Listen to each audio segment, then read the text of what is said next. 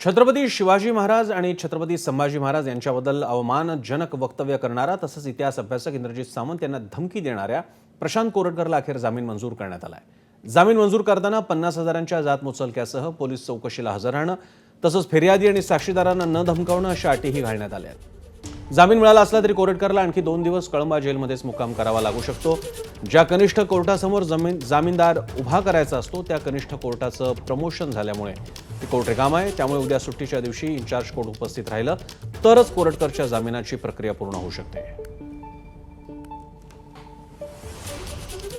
दरम्यान प्रशांत कोरटकरला मिळालेल्या जामिनावरून भाजप नेते सुधीर मुनगंटीवारांनी सरकारी वकिलांवर टीका केली आहे। शेवटी कोर्टाने जामीन दिल्यावर मी कोर्टावर टीका कशी करेल?